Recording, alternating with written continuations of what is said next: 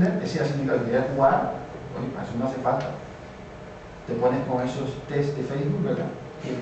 Tu novia tiene 25 años, no sé qué, no sé cuánto, te vas a casar en no sé qué sitio. Moverías todo, lo inventado. Pero, claro, pero, aunque me diga Harvard, si quieres eso, Harvard está fenómeno. Pero la concepción materialista del dato, de la información, o sea, de la realidad, para analizar un dato, tú tienes que contextualizarlo dentro de una dinámica social, de un trasiego de gente.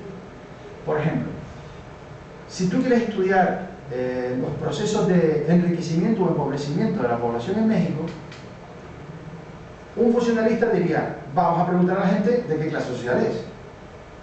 Y un materialista te diría, ¿cuánta gente ha aumentado su renta promedio de unos años a esta parte? ¿Cuánta gente se ha cualificado en las universidades? ¿Cuánta gente ha obtenido trabajo cualificado de tal época a tal época? Así puedes conocer la dinámica social, los procesos de transformación que justifican de una manera amplia. Siempre hay límites al conocimiento, nunca pensemos que con eso lo sabemos todo, siempre hay límites, pero lo conoces en realidad, no lo conoces por casualidad, como lo haría un funcionario, decir, porque estoy empeñado en que eso tiene que ser así, tiene que ser esa explicación. Nietzsche, que era un filósofo, Friedrich Nietzsche, decía, la ciencia es esconder una cosa detrás de un matojo y hacer un procedimiento para descubrirlo. Si está detrás, se lo has puesto tú. Pues eso es lo que hacen los científicos de la corriente funcionalista. Lo que hacen es, saben lo que quieren buscar y establecen un método para demostrar que eso que ellos creen que es, va a ser. Claro, puede ocurrir que es verdad que ellos opinan, sean. Y también puede ser verdad que consigan desarrollar un método donde esa opinión o esa hipótesis, digamos, no tenga forma de rebatirse. Puede ser verdad, pero es casualidad. Pues podría no ser por eso. También han habido arreglos a través de las metodologías cuantitativas para ajustar, pero es una pérdida de tiempo, es una pérdida de tiempo de conocimiento, de aprendizaje, de conocer la realidad y sobre todo, que es de lo que se trata, de cambiarla. Y ese es el otro elemento que el materialismo introduce, que no tiene la otra corriente. La otra corriente proporciona información para que el poder haga con ella lo que quiere. Esta otra corriente te implica, porque el proceso de conocimiento es un proceso de conocimiento de una dinámica, es decir, de algo que va a ocurrir, que se ve esa tendencia, y como conoces la tendencia, tú puedes intervenir para acelerarla, para frenarla, tú puedes intervenir en ello. Yo trabajé en una especialidad que se llama trabajo social, daba metodología de trabajo social, y casi toda la metodología que se da en esa especialidad, que son los típicos que, bueno, los que si tú abandonas a tu hijo, pues van a ver qué te pasa, si eres drogadicto, si te abandonas al niño por algún motivo y te lo retires, hace cosas de ese tipo. Es un trabajo muy duro. Pero el trabajo social implica mucha intervención. Si tú no puedes plantearte poner procedimientos científicos para una persona que va a intervenir en la realidad, porque a lo mejor le quitas al hijo y desgracias a esa persona. O sea, esas intervenciones tienen consecuencias. Bueno, pues la diferencia entre una forma u otra de pensamiento es que la materialista, al conocer la dinámica social, hace que las intervenciones vayan dentro de esa dinámica. Por ejemplo, si tú sabes que la familia es drogadicta y vas a tener que quitarle al hijo, si tú conoces el origen social, los recursos económicos, los padres, los abuelos, qué disposición tienen, qué actitud tienen, conoces toda la dinámica social que rodea el caso que estás estudiando, tú puedes intervenir de una manera más adecuada. Por ejemplo, ganarte al abuelo, que es una persona inteligente, que tiene la cabeza supuesta, que le va a apoyar, que va a apoyar incluso al hijo que está drogadicto y que pueda rectificar, pero va a poder quedarse con el niño, que lo quiere un montón, que el niño se siente muy a gusto con su abuelo. Hace una intervención dentro de una dinámica de conocimiento de la realidad. Pero es una dinámica, es un conjunto de factores actuando sistemáticamente. Si uno actuase de una manera cuantitativa, diría, perfil, drogadicto, madre soltera, tal, niño para afuera. ¿Me explico? Es decir, a lo mejor es lo acertado, pero sería la casualidad lo que te diera ese acierto. Entonces, es la diferencia fundamental en la manera en que manejamos los datos. Entonces, nosotros ahora estamos hablando de Open Data, para no perdernos más, para no perderme yo, nos vamos a preguntar, bueno, ¿listo? ¿Para qué? Bueno, si yo estoy hablando de usar datos, estoy hablando de conocer realidad, por eso tengo que hablar de epistemología. ¿Por qué conocemos la realidad de estos dos enfoques diferentes? ¿Qué es lo que predomina en ciencias sociales y qué es lo que predomina en otras ciencias sociales que también la hacen? Bien, ¿qué hay que saber de un dato para que sea significativo? ¿Qué es lo que vamos a decirle a un niño? ¿Cómo guiar a un niño para que aprenda a usar datos? Por ejemplo, o cómo aprendemos nosotros para saber usar datos. Es tan importante el dato como el diseño de una estrategia, y ahí viene la pregunta que tú me dijiste, para hacer un contraste de fuentes.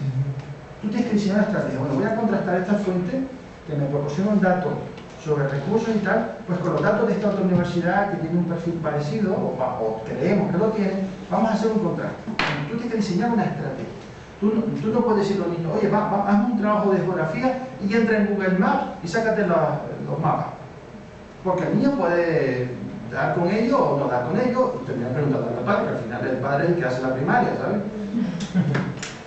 ¿De qué se trata? Tú tienes que diseñarle una estrategia, ayudarle a que él diseñe una estrategia. Dile dónde vas a buscar, en qué te vas a buscar, cómo vas a buscar la información, y me lo pones en el trabajo. Esta información la he sacado, cliqué aquí, entré en este perfil, esta página, y aparecían aquí los datos, estos datos de aquí los copié y pegué porque me lo permitía y tal. O sea, una estrategia que el niño debe tener clara para escribir ese dato. La valoración crítica de dichas fuentes, claro, lo típico. Todo el mundo conoce las famosas páginas de... Por cierto, aquí me estoy comiendo el tiempo. Por favor, dígame que ya se acabó porque me pierdo. El contraste de fuentes, la valoración crítica de dichas fuentes. Es decir, todo el mundo conoce la página del Vago, ¿no? Sí. El Rincón del Vago. ¿Eh? El Rincón del Vago. El Rincón del Vago, eso es internacional, eso es más que la ONU. O sea, eso lo conoce todo el mundo, y todo el mundo copia disparates.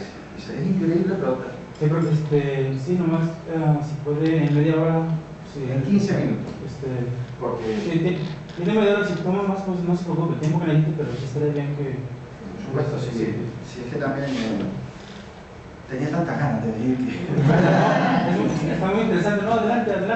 Sí, la valoración crítica es eso, o sea, ser selectivo también con el origen de las fuentes, que también un profesor puede evaluarlo si el alumno te dice, yo creé aquí, lo copié de aquí, lo hice de acá. La cultura de la referencia es algo que hay que meter desde muy pequeño. Esto lo copié de fulano de tal, ¿vale? Ahora sé que eso no es tuyo, por eso sé lo que es tuyo. Sé cómo piensas tú, porque me sabes definir dónde has copiado lo que has copiado. Y le puedo decir, no se copia tanto, se quitan estas palabras, eso se pone entre comillas, eso es otra cosa, pero en principio hay que crear la cultura de que aquello que tú encuentres, dilo. O sea, también transparencia desde el punto de vista de la actitud del alumno. Valoración del significado de dicha búsqueda y uso, es decir, ¿para qué lo quiero hacer? ¿Con qué objetivo? Pues eso también se puede trasladar a un trabajo de curso.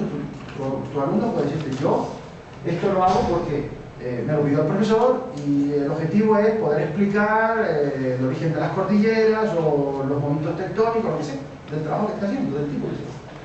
La capacidad de elaborar productos reflexivos que tengan valor para las relaciones sociales que está inmerso en el medio. Este tema es ya cosecha mía. Es que yo no me puedo creer